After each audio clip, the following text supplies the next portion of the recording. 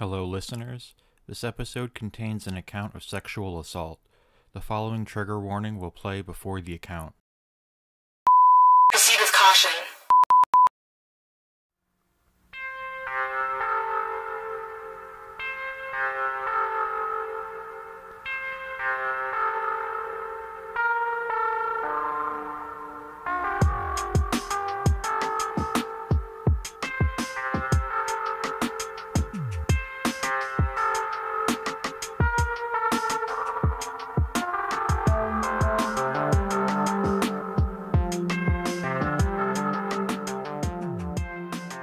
Very lucky that the therapist is not charging them because they don't have the money for therapy. Oh, that's very true.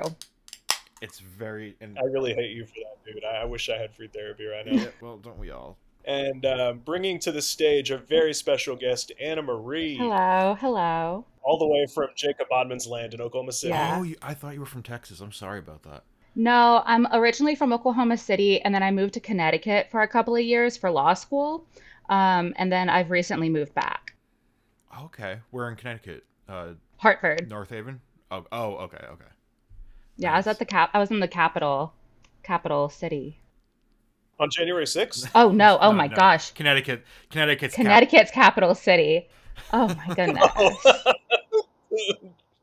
No, Connecticut's capital city is, I feel like it's a hidden gem. It has, the people from Connecticut are like, oh no, you can't go to Hartford. It's so scary. But when you're actually in Hartford, you just have to like keep your wits, like look around, keep your head up, and you're fine. It's not like some other fabulous cities of Connecticut. Yeah, it's not like Greenwich. Oh my gosh, Greenwich! I've never felt more murderous rage in my body than going through Greenwich.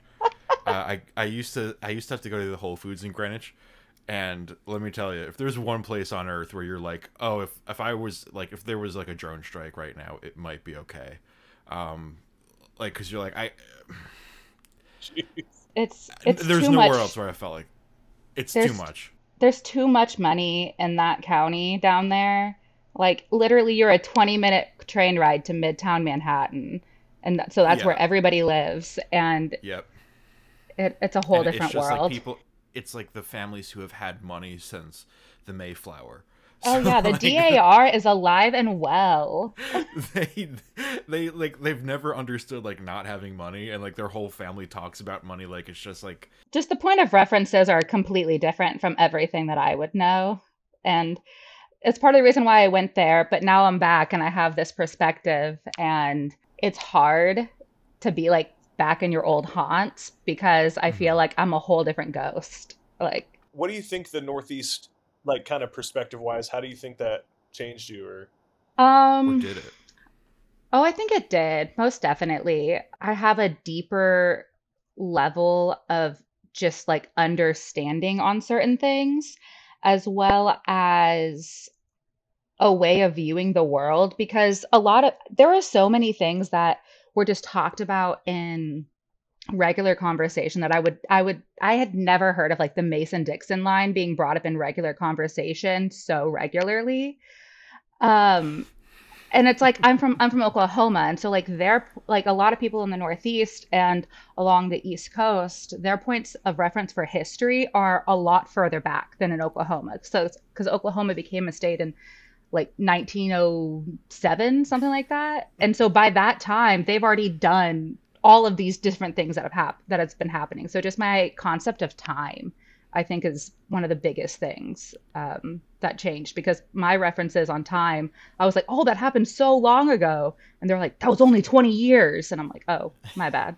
That was half of our fledgling state's history. Like, Yeah. no, that was just the '60s. Yeah. Well, that's interesting. How many years did you spend in Connecticut? 3. Okay, so long enough. Um, now, did you have to do like an internship before you became an attorney, or how does that work? So when I was in school, I did a lot of internships. When I was in law school, it was also the pandemic. And so all of my internships were actually online virtual placements. And so because of that, I was able to expand my horizons and apply for internships that were not local. So I had an internship in Boston one summer. I had three different internships in Washington, D.C., but I wasn't there physically, but I was still working there and have all those connections. And then I also had another another internship or two, and basically every single semester I had a new internship. So just playing it out that way. Yeah. So you've been around. You've been around the East Coast. You've been around. You've seen things. Sometimes people feel like they have a second home. Do you feel like that at all with like any of the places you've been? Oh man, I've been quite a few places. If I could move anywhere, it's like my dream to own a houseboat. And so I could own a houseboat and work in Washington, D.C. Like I could have a houseboat on like the Potomac or like on Chesapeake Bay. Like it would be ideal. It would be beautiful. That's so cool. Yeah. That does sound really So cool. would you be like working as an Yeah, attorney my ultimate goal is to become a via policy boat? counsel. That's my ultimate goal. So when I interned in DC, I did a lot with voting rights, as well as fair courts. So I worked I I worked with the Leadership Conference on Civil and Human Rights on their fair courts team when Judge Justice Breyer announced his resignation. I'm stepping down from the Supreme Court. And so then I was in all the meetings with the I was tracking all the questions for the Senate Judiciary hearings for Ketanji Oh my Brown gosh. Jackson, and then all of my data as well as my fellow intern. My boss was in the White House room with the president talking about how like we needed to get this justice confirmed and everything. So fair courts is really close to my heart. Access to justice, fair voting rights, felon disenfranchisement is a very big issue for me. It's something that I feel so deeply about, and just access to justice wholeheartedly. Of we have these systems and structures put into place that are heavily imposed upon just people just by the state of living, and people don't have access to understand what's actually happening to them. And so I, especially with people who have been formally justice involved, um, letting them vote so that they have the firsthand experience as to what this has actually done to them and done in their lives.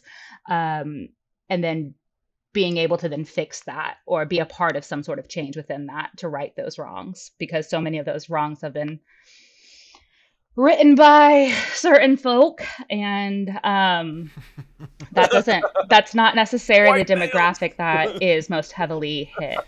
So And it is just such a weird thing that like if you have a felony you can't vote yeah. now. Like that what? Wait, what? Yeah. Why? Are they all going to get together and be like we're going to make murder legal?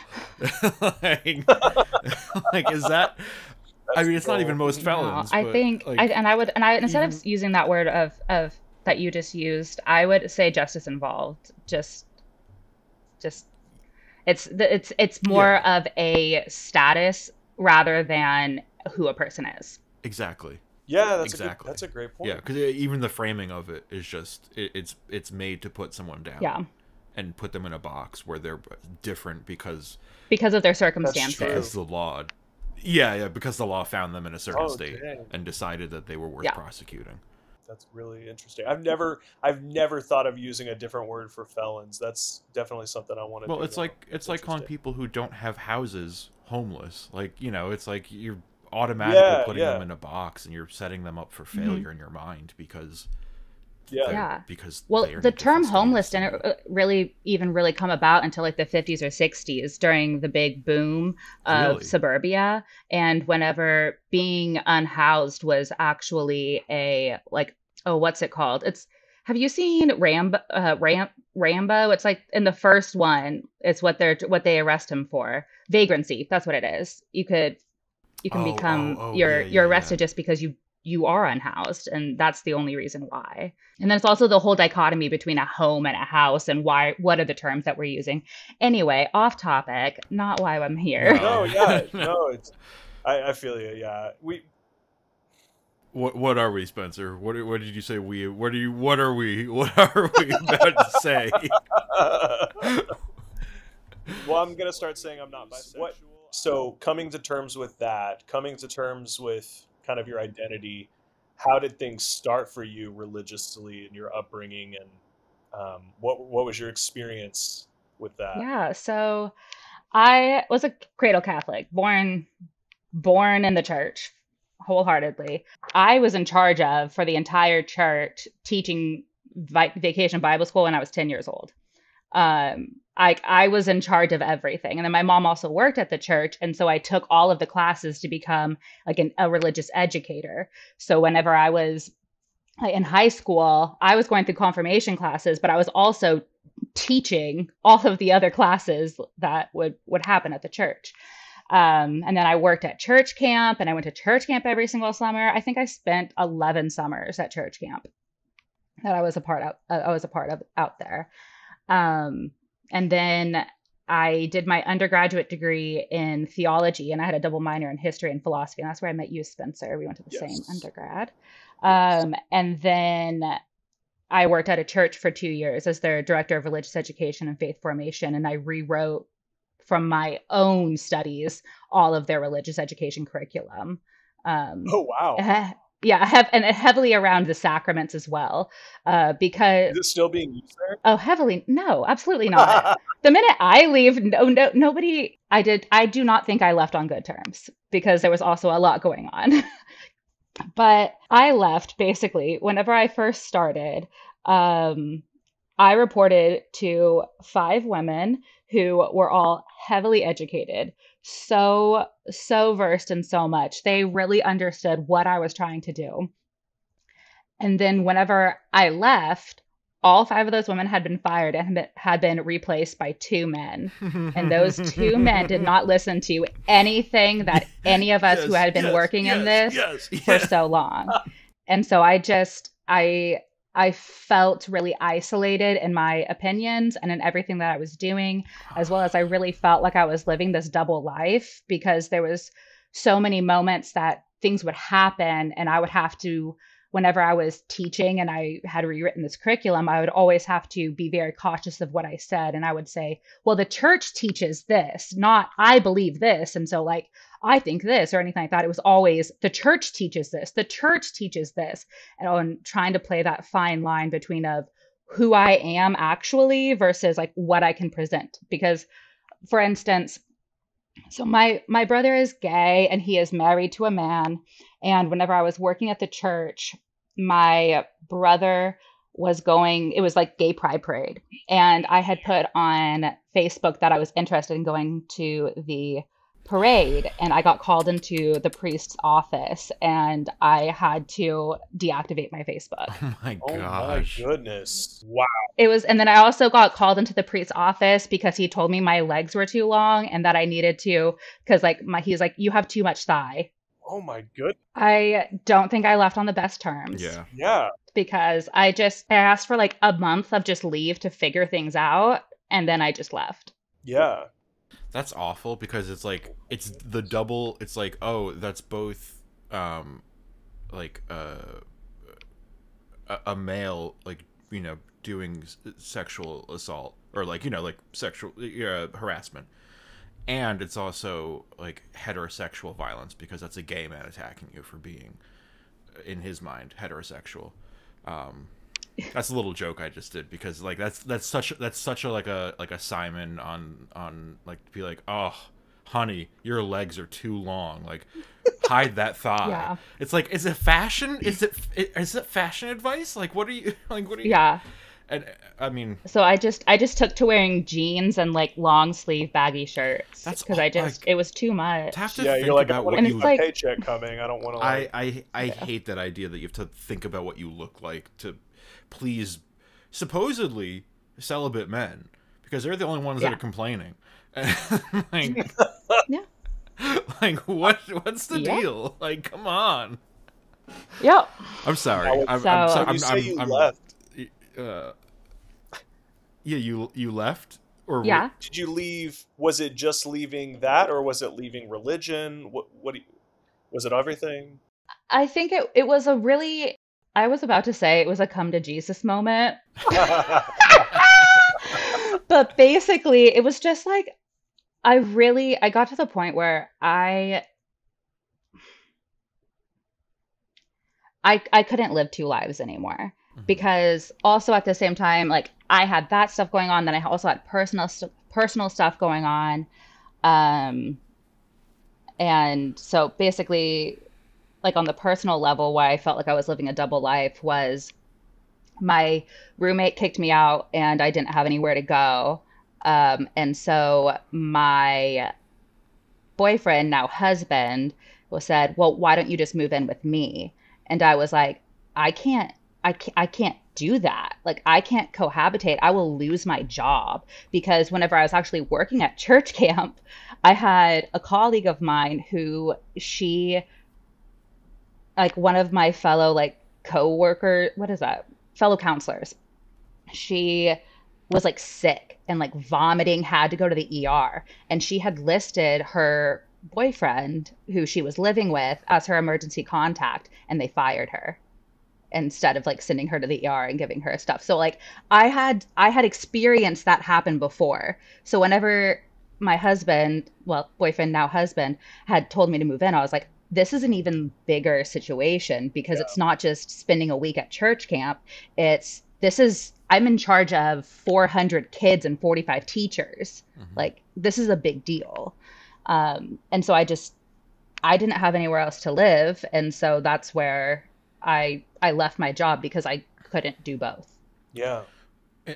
And I mean, I'm not an attorney, so I don't know, but is that discrimination, or is that just because if you're at an at-will employment state, they can just do that? Um, I'm not exactly sure. Because that I feels know like a lawsuit. within the church. Well, boy, And honey, I would, everything within the church should be a lawsuit. Hey. oh, I mean, any excuse you can take to take the church to court, you should. That's my legal theory. I didn't go to law school. That's my Yeah. internet theory. If you have any Yeah. case against the church, The go to other, court. Like, just take well, them. Take them. when there when I did have the opportunity to do that, I told the individuals, I'll join as a witness, but I can't join as a co-plaintiff right now. I just was not in the mental headspace. I Yeah. couldn't. There Yeah. was no way I could have. It would have destroyed me, and Yeah. I probably would not be here today. Yeah.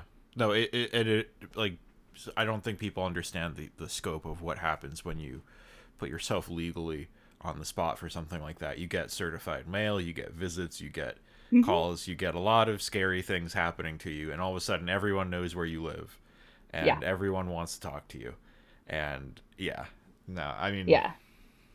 I'm yeah, that's not happened to me at nearly the same thing, But but to your question, Spencer, of if that was also me like leaving the church, I don't know if I've like left the church, quote unquote, but it's just I would describe myself as culturally Catholic because I have a degree in theology where I specialized in church history. Like I love like this whole story of everything, and kind of the same something that I find so fascinating about the church is also something that I found so fascinating about like law is the same thing about systems and structures that you are or that are imposed upon you, and you just have to like figure out your way through them.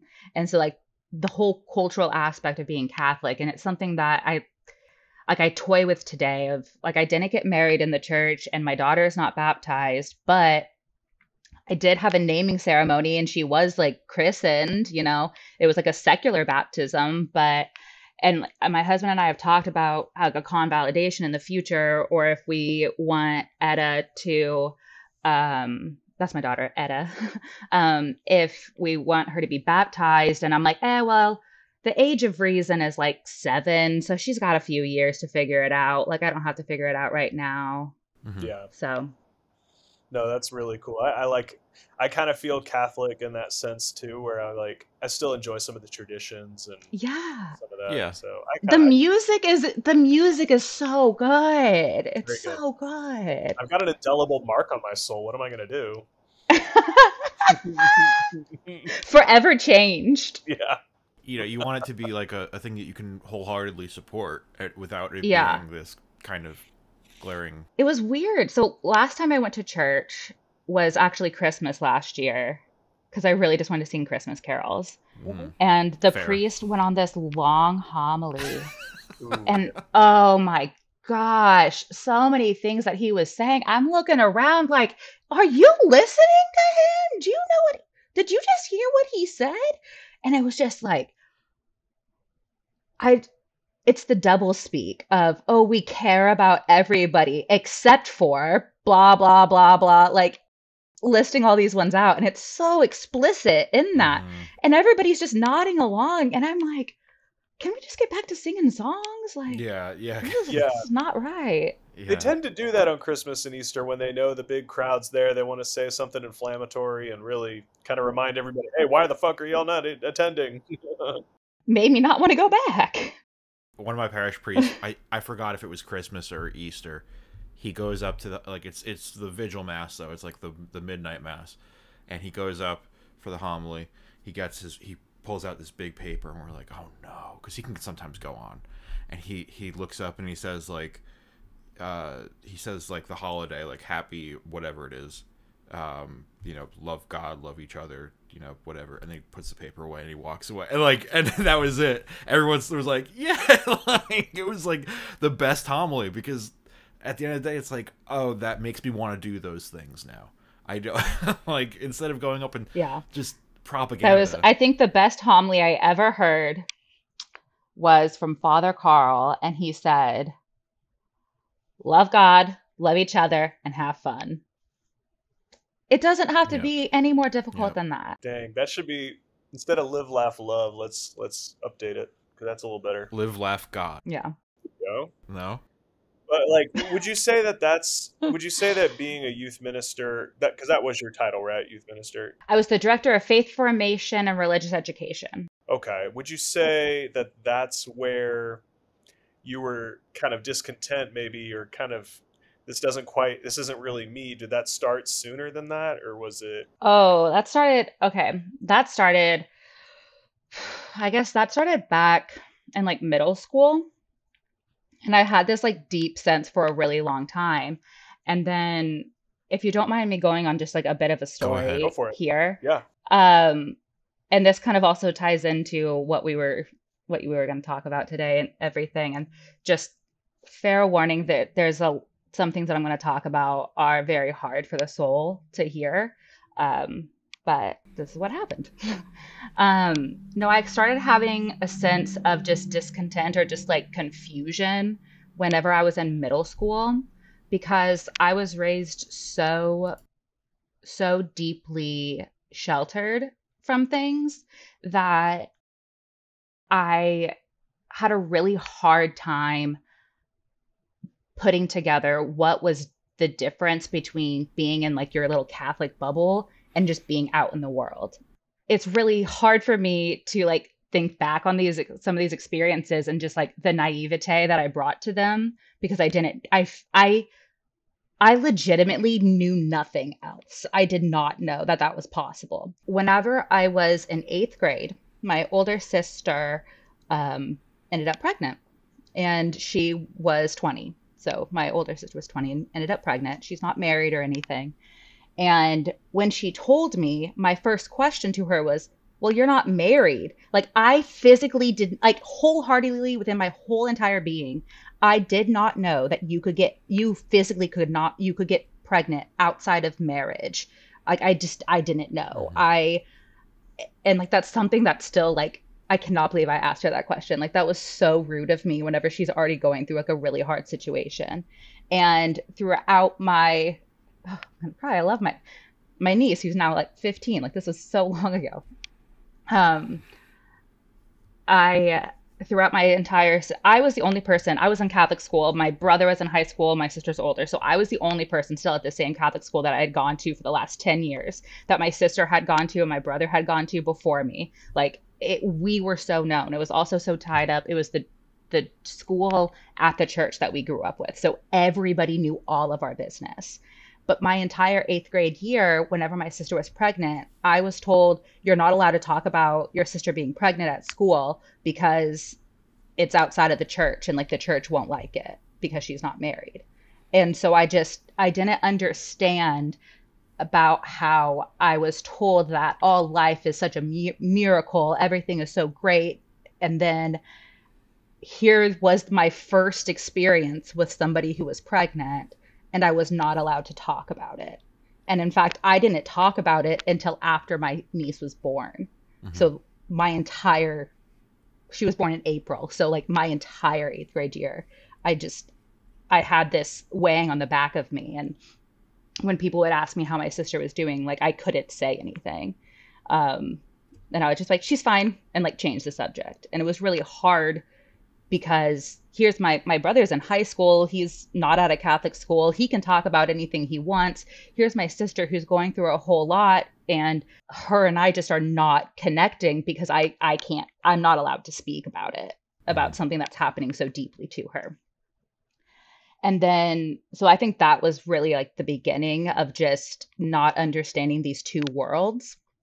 And then I experienced it more whenever I was in high school, because, and when I was in high school, there, and with being within the Legionaries, you guys probably also know this, like the deep seated belief in that everybody has a vocation, and Mm-hmm. like you have to figure out your vocation. You have to know what your vocation is. Like God knows your vocation, but do you? Like, what's behind door number one? Like, I Mm-hmm. figure it out. And Mm-hmm. being a woman, so much of that was tied up with the ability to have a child.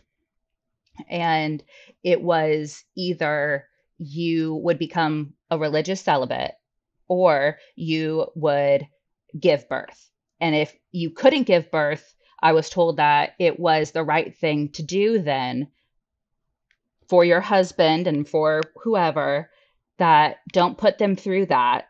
You should just become a religious. So I had this weighing on me this entire time of, if you can't, if you physically can't have a kid, then like automatically you have to become a religious. Like marriage isn't for you. That's not your vocation. God told your body and your body told you that marriage isn't for you. Whenever I was in high school, proceed with caution. whenever I was 15, was I was, like I said, I was very active, and we had a retreat team, like a Catholic retreat team, come to church. And since my mom worked at the church and we were sponsoring them, we were in charge of feeding them all their meals, checking in on them. And it's like a few hours every evening for like a week or something. And I had what I assumed was a date at one of those nights. And I had never dated before. I had especially never dated somebody who was not Catholic before. Like, I'd never been in that situation. And so I had this entire retreat team like hyping me up to go on this date. And I'm like, oh my gosh, like, wow, these people really care about me. Okay. Um, and it just so happens that that really wasn't a date. And I was sexually assaulted. I was raped when I was 15. And it was the first time I was ever sexually active in any way. Um, the person buckled my seatbelt and then pushed me down on the seat. And there, that's what happened. The next morning, I had to get up because I was supposed to be at the church to feed this retreat team breakfast. So I go, and they're all like, oh, how was your date? How was your date? And I was like, it was fine. Like, I couldn't say anything. So then later that day, we had adoration with the retreat team. And like you do, like they had two pairs going around, like two people coming around and like praying with everybody who was there, like laying hands on you and then like praying. And when it got to me, I just broke down and I kind of said what happened. And after adoration, the retreat, those two people who I talked to pulled me aside and gave me a pamphlet, a brochure for lost girls who were bad girls, quote unquote, bad girls who had to, they've done things, so you know you have to go to like a camp or a special school or something because you're experiencing some sort of issues. And they told me that it was my fault what happened the night before. Mm-hmm. Fast forward, here I am thinking, I'm like, well, I've really screwed up. I could never be married at this point. I could never have kids. My vocation is out the window. Nothing I can do here. So fast forward, I'm in college, and that's where really everything just blew up and was horrendous in so many ways. I At this point, I was on a retreat team with Spencer, actually. We were on a retreat team and we were going around, and there was the director of the faith office. And actually, I worked in the faith office. I interned in the faith office for 2 years. And then there was the chaplain, and they ran all of that. And our retreat team, the head of the head of the faith office was also the head of our retreat team. So this director had weekly meetings with us because we were all working on all of the different talks for the retreats as well as different things. And that was supposed to be the purpose of all of our meetings every single week, to work on those talks. Well, I knocked out a talk a week and I was done. Like, I didn't have anything else to do. And so my meetings with him, I would walk into his office, he would close the door, no windows, door would completely lock, nobody could get out. And he would say, how are you physically? How are you spiritually? How are you mentally? How are you sexually? And I would have to give the rundown of all of them. And through this, he also told me, he said, if you want to progress in your religious experience, if you want to actually get past some of these hard things that I know you have this spiritual block, you have to tell me. Tell me what it is. So I told him what happened to me, thinking it was in confidence, and it was not. He told, I had one person in particular who was my bully on this team, and he told her. And I remember I walked into the faith office one time and she was like, oh, so I heard you've had sex. Just out of the blue. And I was like, what? What? And that's when I knew nothing I said to that person was sacred. So like, that was really hard with that director. I can't speak about things that I was not a part of, but that director, there was a cross-country road trip that things happened with a student. I'll just leave it at that. And then after I graduated, this director actually moved one of my very good friends. I was actually in her wedding, and another person into his house, and they shared bunk beds in his room. So, yeah. How old were? Wait, I don't want. You know, I don't want. Yeah. I was like 18 when all this was happening. He was a decade older than me. That was a big deal. Whenever I turned 20, he had yet to turn 30, and he told me we're in our same decade of our life. Isn't that interesting? Isn't that cool? And I was like, I don't know. Oh gosh. So that was my poor experiences with that director. That kind of was like, I don't know if I trust this process of spiritual direction from a director of a faith office. Because what ended up, I actually got kicked off of the retreat team and had to pay back my entire scholarship. It was 3 weeks before the end of the school year. At this point, because of what happened with the chaplain, which I can mention that separately, but I was having daily panic attacks where like I physically could not breathe if I was on campus. I was just terrified walking around that anybody would look at me. It was really scary. I did not feel like I was in my own skin. I was super depressed. There was a lot. And so I would drive home to my parents' house in Oklahoma City, and then I would drive back whenever we would have a retreat. So what happened was we had a retreat in Tulsa, We had to leave at like 6 a.m. So that meant I had to leave Oklahoma City at like 5 a.m. I had set my phone alarm, but my iPhone, how they reset sometimes in the middle of the night, it turned off my alarm.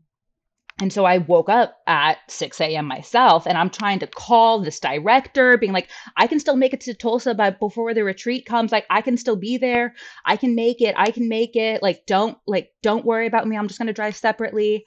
And he told me, no, don't come. Nobody wants you here. A week later, I was called into the chaplain's office with him and the director, and they told me that I should have had a second alarm and that it was my fault I didn't have a second alarm, and that I should have actually showed up, and that I shouldn't have listened to him because I should have had a greater conviction for the Lord. And so I had to pay back my entire scholarship for that entire year of work that I did for this team, 3 weeks before the end of the school year.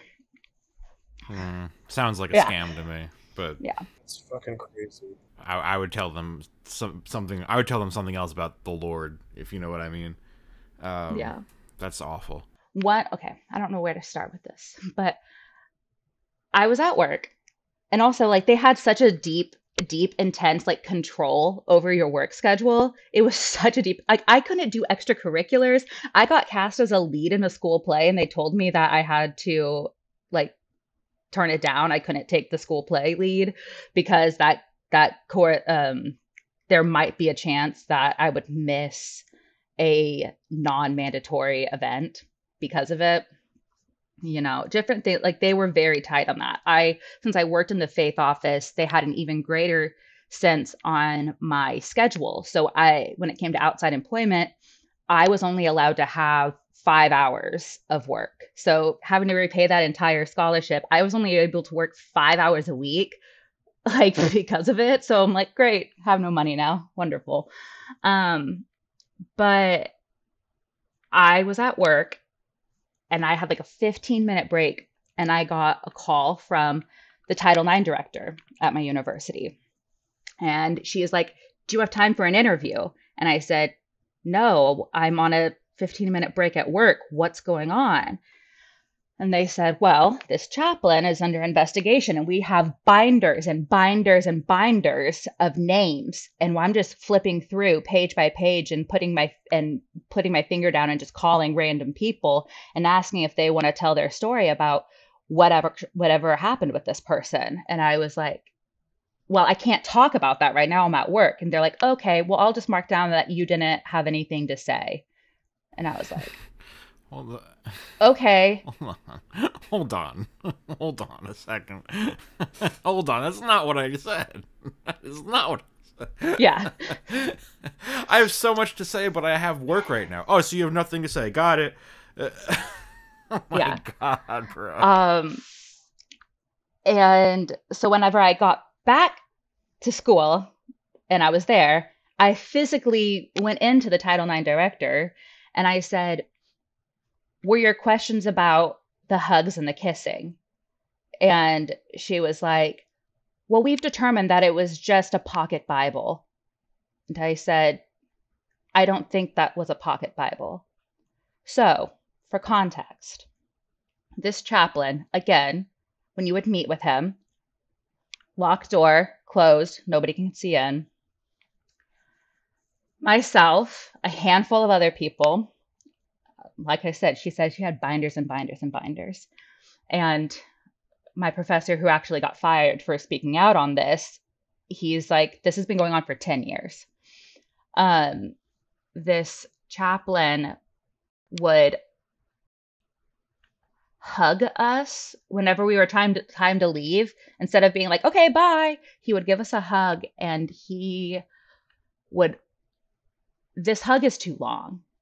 This hug is too long, and I feel that. You have an erection. You are hugging me with an erection right now. And then before I leave this hug, as I'm pulling away, you grab my face and you kiss me. And this happened repeatedly. And so I talked to the Title IX. I talked to Title IX people 3-4 times. And I kept giving them more names of people who this priest, this chaplain, would pull off to their side and have these and do this to. And so again, me having panic attacks on the daily makes complete sense. There was a lot going on Yeah. here. This chaplain also, like, I was granted to do dance, and I was doing dance, and he had a weird relationship with the dancers. Before a performance for dance, we would always say good luck, break a leg, and we'd do a little dance, and we'd say woo, and we'd kind of like flip our shirts up a little bit. It was just like a pre-show ritual. We're all women. The chaplain would come in because he's like, I want to join your pre-show ritual. He would say good luck, break a leg, and then flip up his cassock. Yeah. I see your face. Like, yeah. The same chaplain, when he would have his homilies, and he always had a former classmate of ours who's actually now a Capuchin, and he would always use him as examples in his homilies of like funny interactions that they had together. Well, after that classmate of mine graduated, this chaplain said, well, who should I use next in my story, in my homilies, as like examples of things? And he's like, I'm going to use you. And I was like, okay. Him using me in his homilies, I was made to think that these were just stories he made up, and he just needed another character in the story to just be able to like bounce it off like it's a made up conversation, because that's always what it was with my classmate. They would talk about it all the time about how like, oh, that's really funny how you made that up. Well, that's not what happened. I would go to confession, and then he would take my stories from confession and use them in his homilies and share them in front of everyone. My senior year, at this point, I'm not living on campus. I'm driving to and from Oklahoma City every single day. Because I was having panic attacks, I couldn't be there. But also my mom was going through cancer treatment, and so like I was home. My senior year, we had a different chaplain, and that old chaplain was told he was not supposed to have any contact with any of the students. That didn't happen. He still sought students out and would go on walks with them. I'm having like, at this point, I have night terrors. And here's my mom, who I'm at home with her. So in case she stops breathing in the middle of the night, like I'm there to check on her. But what ends up happening is I have night terrors at least 3 times a week of this chaplain coming into my room and coming after me, and me screaming, and my mom coming into my room scared for me. My junior year, I was crowned homecoming queen. Senior year, I was asked to come back on homecoming and then crown the new homecoming queen. So I crown my friend homecoming queen. I say, you look beautiful, you're lovely. And then I'm leaving, and I'm walking to my car, and the chaplain follows me to my car. I open my car door trying to get in. He puts his hand on my car door and won't let me close it. He forces himself on me and gives me another hug that I did not want. And then started asking me all these questions about my mother and my mother's cancer, that I'm like, this is not right. Like, I don't want to talk to you about this. And I'm trying to leave, and he's not letting me leave. And that was the last time I saw him. No, that's not true. He came to my thesis presentation, and oh my gosh. And my thesis professor knew what happened. And before I gave my thesis presentation, pulled me to the side and said, do you want me to ask him to leave? And I said, no, it's okay. This is the professor who I didn't feel comfortable being anywhere on campus my senior year. So I would take the crossword from the newspaper, and I would sit in this professor's office, and we would do the crossword together. And that's just what I would do to pass the time during lunch. Everything kind of came out about that director, and like there was some sliminess. And after my professor got fired for posting on Facebook of saying like, there's something going on here, like this needs to be investigated, kind of like rumors about things. So I had been sitting in my thesis professor's office for an entire semester. The start of my second semester, my spring semester of my senior year, whenever he finally found out about what happened, he told me through tears, he said, you sat in my office for 6 months thinking that I knew what happened. I didn't know what happened. I knew you were hurting and you needed somebody, but I wish he said, I wish I would have known so that I could have better supported you. And so whenever he told me like, oh, I can ask him to leave or anything like that, I was like, I feel seen. Like, finally, I'm seen. through all of that, I was like, here's this heavy burden of vocation underlying all of this, where I've been sexually assaulted multiple times. Mm-hmm. I have to be a religious. Like, that's it. Like, that's the end of the line, because I can't do that. It was all really hard. It's so hard coming out of that. So I left working at the church. I went to law school. When I was in law school, I left I before law school, I mean, I married my husband, all this kind of stuff. I'm like, wow, the vocation and the church have told me that marriage is not for me. I should never be married because I can't do it right. So like I've messed up. Well, when I was in law school, I had a miscarriage. I miscarried twins, and it was really hard. And it was just a really huge moment, because even though I had chosen for myself to be married, that I had chosen this life away from the church because of so much pain that I had experienced. But yet, in the back of my mind, what I'm thinking is, I failed my marriage because I had a miscarriage. I really cannot, I can't have kids. I can't do this. Like, here, and I had this big spiral, and, therapy, Mm-hmm. it's wonderful. I'm Yeah. still crying, but, I'm still saying it. So I've messed up my vocation wholeheartedly. Here's all of this. And so just coming through that, working through that and everything, and where I am today, and having my beautiful daughter, who is just amazing in so many ways, and having my awesome husband, and just like the life that I have now, it's something that if I would have stayed so close knit in the church, it's not something that was in the cards for me at all. Mm-hmm. To be in a situation where I feel empowered on the daily or anything like that.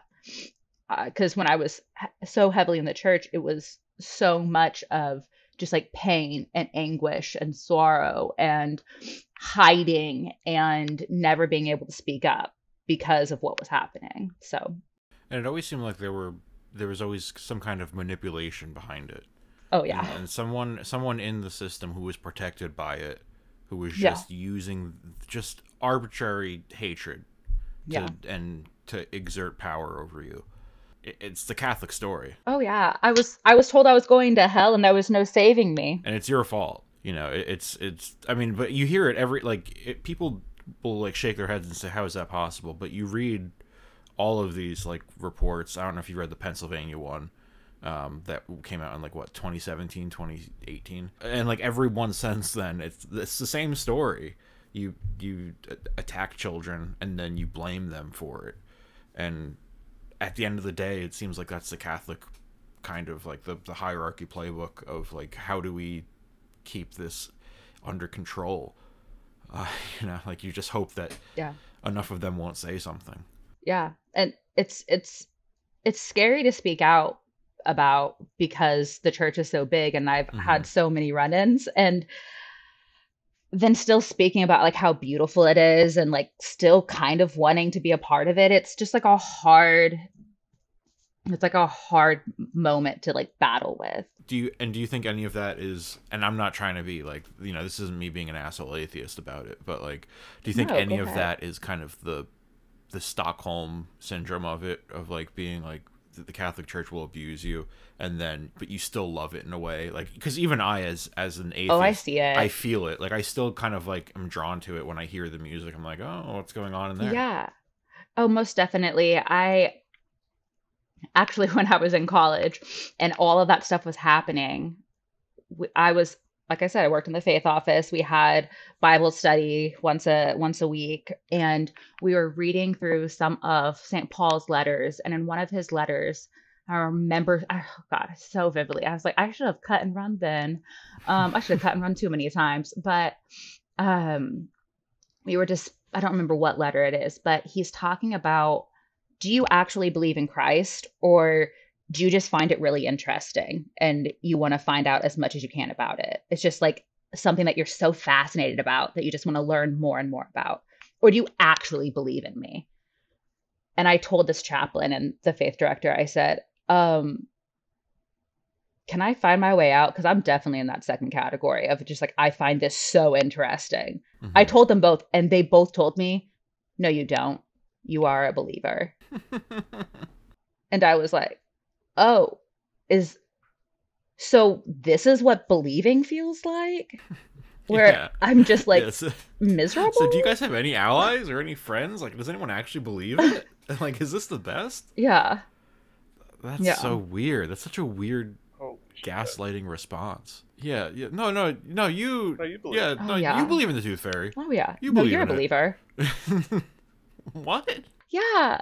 It's that like, do you actually believe, or it's just like, are you just checking things off a list, or are you just putting on a face for everybody else, or like, I forgot which letter that is too, but it's an interesting letter, and it's kind of like mm-hmm. from Paul's perspective, I wonder what he really meant by it, because he kind of Yeah. was a nerd, like just wanted to learn more about it. Just like yeah, no, I want to learn more. Like teach me the Latin, teach me the Greek, but I don't need to go hear about the sin part. Like that's not for me. Yeah.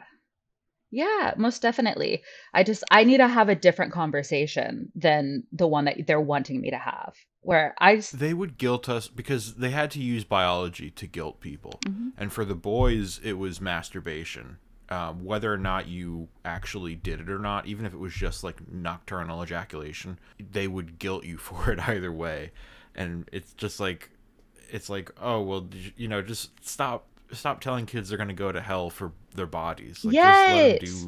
let Oh, them do their thing. yes.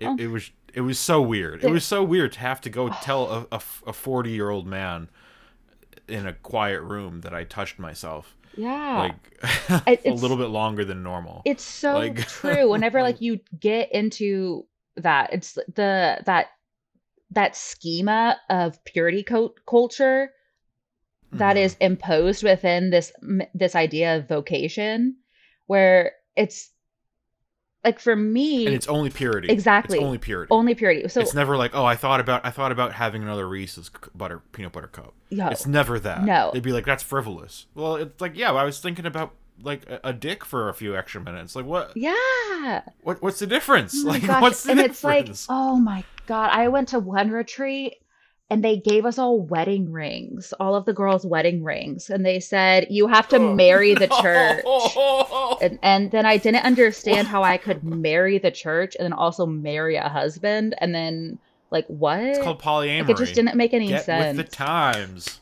We're just like, You got to marry Jesus and your husband. you're so wrong for just having a body, and being a woman, it is your responsibility to like, Hmm. you're the one who put yourself in these situations, you're the one who did all of this. And it's like, no, like, for the huge thing was that you just kept saying purity. You did not give me the proper tools or the proper words to describe what happened. What happened to me, I didn't come to terms with what happened until so many years later because I didn't have the words. I didn't know what sexual assault was. I didn't know what Yeah. these words Yeah. were. I didn't Hmm. know what actually having sex was. Annamarie, you have been so brave in sharing your story with us, and I was brought to tears. I was appalled, and I just cannot thank you for your bravery in sharing that with us. And I guess I only have two more questions, really. Kind of like, I guess my first one is, where does all of this leave you now, and what do you see going forward? And then, like, also, what would you tell your younger self now in the shoes that you fill now? For my younger self, that I would say, when you felt like this wasn't okay, it wasn't okay. Because, yeah, I think that's what I would tell myself. And also, like, it'll get better. Hmm. It'll get better. Hmm. Um, and then where does it leave me? I feel like saying everything leaves me in a position of just putting a pin in things. And it's something that I've kind of talked about on the sidelines or hinted at, that something happened for years and years and years because I was so scared to say anything.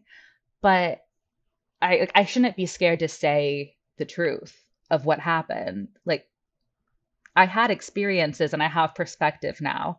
And I am so eternally grateful for that. Um, I see going forward, the conversations of, do I baptize my daughter? Do I get my marriage validated?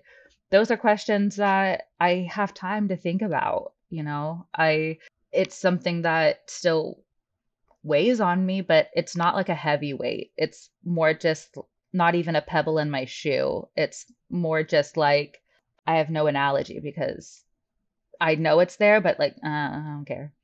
Um, but I'm at a place now where I'm happy. And I think that's something I just wish on everyone. It's just a sense of just joy within your heart and within your soul. And I think that that's something that literally took me a decade to get to. That's beautiful. Wow, thank you. That is, I mean, I see you on social media here and there. It's been nice keeping up with you, and I'm just so happy that you're happy, and your story is very incredible. Thank you for sharing. And I would like to say, I would like to not let Spencer get the last word in there. And in fact, I'm gonna mute him. No, that's an abuse of power. I would like to say that there is always hope, throughout everything. And most definitely. one of my friends who I'm obviously not going to name, but we were talking about similar topics, but about allegations that have not been made public. And when he was when we after we had finished crying and we were laughing at this point, he said, at the end of the day, those people have to live with their beliefs. And if they actually believe in hell, and if they believe in sin, then what they're doing is the worst thing that they can do. And I don't have to worry about that anymore. It's not my problem. And it's like, the hair shirt is not mine. Yep. It's like, that's, hey, like, you don't have to worry. Great. That's the title of the episode. It's all no, Spencer, I will not let you dictate titles of episodes. You do this every time. You're like, that's the title of the episode, and I purposely never do it. But anyway, there are resources out there. You can go to reportbishopabuse.org. I think that's a big one. I think their phone number is 800-2746. Don't remember the rest of it. 1562 1562. You can fix that in post. Yeah, I'll just like say it once. Beep. That's reportbishopabuse.org. The number is 1-800-276-1562. That's 1-800-276-1562. Yeah. So Annamarie's like, wow, what a professional thing. couldn't be bothered to remember one bullshit. number. Okay, well, I'm gonna end the recording here.